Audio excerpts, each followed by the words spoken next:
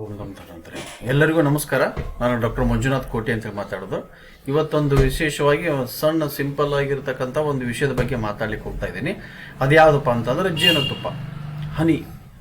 ಜೇನುತುಪ್ಪನ ಹೇಗೆ ಉಪಯೋಗ ಮಾಡಬೇಕು, ಹೇಗೆ ಉಪಯೋಗ ಮಾಡಬಾರ್ದು ಅಂತಂದೇಳಿ. ಈಗ ಫೇಮಸ್ ಏನಪ್ಪ ಅಂತಂದರೆ ಎಲ್ಲರೂ ಗ್ರೀನ್ ಟೀ, ಲೆಮನ್ ಟೀ ಅಂತಂದೇಳಿ ಬೆಳಗ್ಗೆ ಸಂಜೆಗೆ ಖಾಲಿ ಹೊಟ್ಟಿಲೆ ಅದು ಇದು ಅಂತಂದೇಳಿ ಸಾಕಷ್ಟು ಅದನ್ನು ರೂಢಿ ಇಟ್ಕೊಳ್ತಾ ಇದ್ದಾರೆ.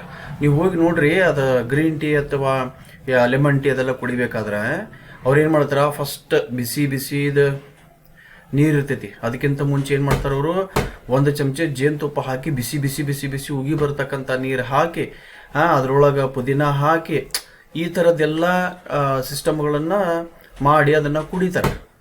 ಅದು ಎಷ್ಟು ವಿಷ ಗೊತ್ತಾ ನಿಮ್ಗೆ? ಜೇನುತುಪ್ಪನ ಯಾವತ್ತೂ ಬಿಸಿ ಮಾಡಬಾರದು. ಜೇನುತುಪ್ಪನ ಯಾವತ್ತೂ ಬಿಸಿ ಮಾಡಬಾರ್ದು. ಅದನ್ನು ನಾವು ಔಷಧಿ ಮಾಡಬೇಕಾದ್ರೂ ಕೂಡ ಜೇನುತುಪ್ಪ ಉಪಯೋಗ ಮಾಡ್ತೀವಿ. ಆದರೆ ಹೆಂಗಂತಂದರೆ, ಈಗ ಚ್ಯವನಪ್ರಾಶ ಇಂಥ ಕೆಲವೊಂದು ಔಷಧಿಗಳನ್ನು ನಾವು ಅವಲೇಹಗಳನ್ನೆಲ್ಲ ಮಾಡಬೇಕಾದ್ರೆ ಔಷಧಿ ಎಲ್ಲ ರೆಡಿ ಮಾಡಿಬಿಟ್ಟು ಎಲ್ಲ ತಣ್ಣಗಾದ ಮೇಲೆ ನಾವು ಮಧು ಅಂದರೆ ಜೇನುತುಪ್ಪವನ್ನು ಅದರೊಳಗೆ ಹಾಕಿ ನಾವು ಮಿಕ್ಸ್ ಮಾಡ್ತೀವಿ. ಸೊ ಅದು ಪದ್ಧತಿ. ಯಾವತ್ತೂ ಯಾವುದೇ ಕಾರಣಕ್ಕೂ ಜೇನುತುಪ್ಪವನ್ನು ಯಾರೂ ಬಿಸಿ ಮಾಡಬೇಡಿ. ಇನ್ನೂ ಎಷ್ಟೋ ಜನ ಅದಕ್ಕೆ ಶುಂಠಿ ರಸ ಹಾಕಿ ಏನೇನೋ ಹಾಕಿ ಜೇನುತುಪ್ಪನ ಬಿಸಿ ಮಾಡಿ ಅದನ್ನು ಪೂರ ಕುದಿಸಿ ಚಾಕ್ಲೇಟ್ ಟೈಪ್ ಮಾಡಿ ಏನೇನೋ ಮಾಡ್ತಾರೆ, ಹುಚ್ಚಿರ್ತಾರೆ. ದಯವಿಟ್ಟು ಹಾಗೇನೂ ಮಾಡಬೇಡ್ರಿ. ಜೇನುತುಪ್ಪನ ಡೈರೆಕ್ಟಾಗಿ ಯಾವತ್ತು, ಡೈರೆಕ್ಟ್ ಅಲ್ಲ ಇಂಡೈರೆಕ್ಟಾಗಿ ಯಾವತ್ತೂ ಬಿಸಿನೇ ಮಾಡಬಾರ್ದು. ಅದಕ್ಕೆ ಬಿಸಿ ಯಾವತ್ತೂ ತಾಗಬಾರ್ದು. ಅದು ಒಡೆದು ಅದರದ್ದು ಕೆಮಿಕಲ್ ಫಾರ್ಮುಲಾ, ನಾವು ಇಂಗ್ಲೀಷ್ ಒಳಗೆ ನಮ್ಮ ಮಾಡರ್ನ್ ಸೈನ್ಸ್ ಬೇಕು ಹೇಳ್ಬೇಕಂದ್ರೆ ಅದು ಕೆಮಿಕಲ್ ಫಾರ್ಮುಲಾ ಒಡೆದು ಹೋಗ್ಬಿಡ್ತೈತಿ. ಅದು ಒಡೆದು ಹೋಗಿ ಅದು ವಿಷವಾಗಿ ಪರಿವರ್ತನೆ ಆಗತಕ್ಕಂಥ ಚಾನ್ಸಸ್. ವಿಷ ಅಂದರೆ ಹಾಗಲ್ಲ, ಸ್ಲೋ ಪಾಯ್ಸನ್ ಆಗಿ, ಅಂದರೆ ಅದು ಬಾಡಿಗೆ ಹಾರ್ಮ್ಫುಲ್ ಆಗಿ ಆಗ್ತದೆ.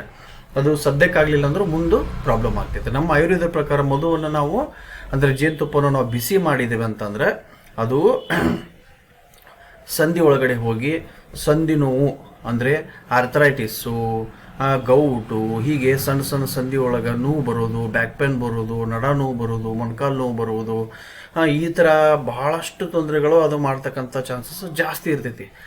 ಅದಕ್ಕೆ ಯಾವುದೇ ಕಾರಣಕ್ಕೂ ಜೇನುತುಪ್ಪವನ್ನು ಬಿಸಿ ಮಾಡಬೇಡ್ರಿ. ಯಾವುದೇ ಬಿಸಿಯಾಗಿರ್ತಕ್ಕ ಪದಾರ್ಥಕ್ಕೆ ಅದನ್ನು ಹಾಕಬೇಡ್ರಿ. ಹಾರ್ಡ್ಲಿ ನೀವು ಒಂದು ದಿವ್ಸಕ್ಕೆ 1 ಸ್ಪೂನ್ ಜೇನುತುಪ್ಪ ಯೂಸ್ ಮಾಡ್ಬೋದು. ಹಾಗೆ ತುಪ್ಪನೂ ಕೂಡ, ತುಪ್ಪದಲ್ಲಿ ಎಲ್ಲಾನು ಅಡುಗೆ ಮಾಡಿ ತಿಂತೀನಿ ತಪ್ಪು. ನೀವು ಬೆಣ್ಣೆಯಲ್ಲಿ ಅಡುಗೆ ಮಾಡ್ಬೋದು, ಆದರೆ ತುಪ್ಪದಲ್ಲಿ ಯಾವತ್ತೂ ಅಡುಗೆ ಮಾಡಬೇಡ್ರಿ. ತುಪ್ಪವನ್ನು ಯಾವತ್ತೂ ಎಣ್ಣೆಯೊಳಗೆ ಡೈರೆಕ್ಟ್, ಇದು ಬೋಗಣಿ ಒಳಗೆ ಅಥವಾ ಹಿಂಗೆ ಡೈರೆಕ್ಟಾಗಿ ಅದನ್ನು ಬಿಸಿ ಮಾಡಬಾರ್ದು, ಕುದಿಸಬಾರ್ದು.